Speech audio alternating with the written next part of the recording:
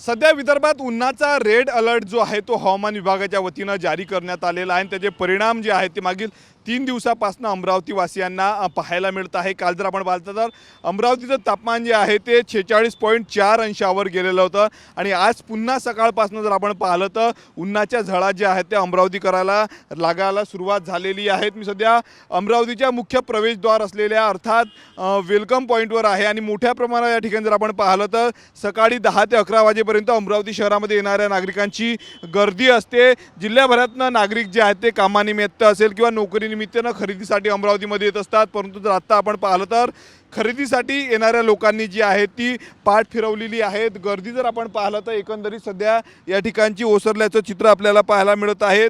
तापमानात जी आहे ती मोठ्या प्रमाणावर वाढ झालेली आहे आणि त्याचा परिणाम जो आहे तो आपल्याला सध्या या ठिकाणी पाहायला मिळत आहे। पुढील काही दिवस अशाच पद्धतीनं तापमान राहणार असल्याचा अंदाज जो आहे तो हवामान विभागाने वर्तवलेला आहे आणि त्यानुसार जर आपण पाहिलं तर गर्दी ओसरलेली आहे। सकाळपासूनच 7 वाजतापासूनच जे आहे ते ऊन तापायला सध्या अमरावतीमध्ये सुरुवात होते। आपण बघू शकतो दुचाकीसार जे आहे तशा पद्धतीनं चेहरा जो आहे तो घट्ट बांधूनच घराबाहेर पडत आहेत। अनेक जण जर आपण पाहतो दुचाकीचा प्रवास देखील टाळत असल्याचं पाहायला मिळत आहे।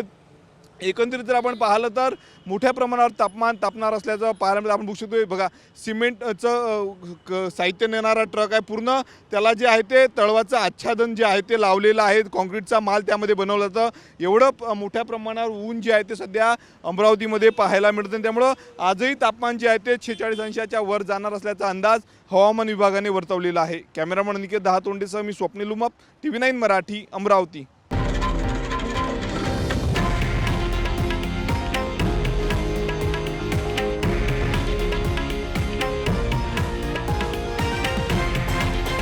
हे आहे देशातील नंबर 1 न्यूज नेटवर्क आणि आपण पाहत आहात TV9 मराठी, एकमेव।